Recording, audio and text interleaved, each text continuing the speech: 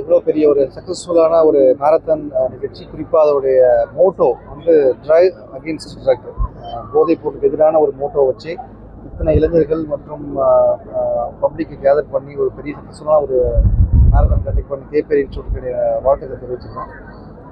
Drive against drug சம்மந்தமாக தொடர்ந்து தமிழக அரசு, தமிழ்நாடு போலீஸ் வந்து தொடர்ந்து தடுப்பு நடவடிக்கைகள், அதாவது அவேர்னஸ் அண்ட் என்ஃபோர்ஸ்மெண்ட் ரெண்டுமே ஈக்குவலாக பண்ணிட்டு இருக்கோம். நேற்று கூட கோயம்புத்தூர் காவல்துறை 34 கிலோ கஞ்சா வந்து பறிமுதல் செஞ்சுருக்கோம். இது வரைக்கும் கடந்த 3 ஆண்டுகளில் அதிகமான அளவு கஞ்சா போதைப் பொருளை வந்து பறிமுதல் செஞ்சுருக்கோம் இந்த வருஷம். ஸோ என்ஃபோர்ஸ்மெண்ட் ஒரு பக்கம் நம்ம நடத்தும் போது, அதே நேரத்தில் கோயம்புத்தூர் நமக்கு தெரியும் அதிகமான கல்லூரிகள் இருக்க ஒரு முக்கியமான மாவட்டம். ஸோ தொடர்ந்து கல்லூரி மாணவர்களே விழிப்புணர்வை வந்து ஏற்படுத்திட்டு இருக்கோம். த்ரூ வேரியஸ் ப்ரோக்ராம்ஸ், மேரத்தானாக இருக்கலாம், இல்லைனா வந்து ஆக்டிவிட்டிஸாக இருக்கலாம், அந்த மாதிரி நிறைய விஷயம் பண்ணிட்டு இருக்கோம். தொடர்ந்து நடைபெறும்.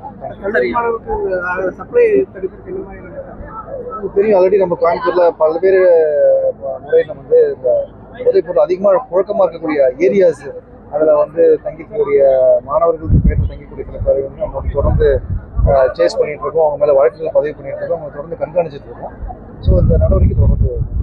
கபடியில் ரிலேட்டடாக எவ்வளோ ஆர்வம் இருக்குது ரொம்பவுமே. ஏன்னா அப்கமிங் பிளேயர்ஸ் வந்து வரக்கூடிய பிளேயர்ஸுமே இப்போ நம்ம தமிழ்நாட்டில் வந்து ஒரு டிஸ்ட்ரிக்ட்லேயே வந்து குறைஞ்சது ஒரு 500 டீம் இருக்குது. ஸோ யங்ஸ்டர்ஸ் வந்து இன்னுமே வந்து கபடி மேலேயும் சரி, எல்லா கேம்ஸ் மேலேயும் ரொம்ப ஆர்வமாக இருக்காங்க.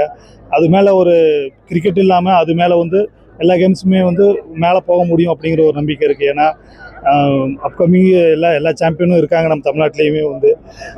ஸோ யாரும் இது சொல்ல வேண்டியதில்லை, கபடி மேலேயும் அந்த அளவுக்கு ஒரு அவேர்னஸ் வருது.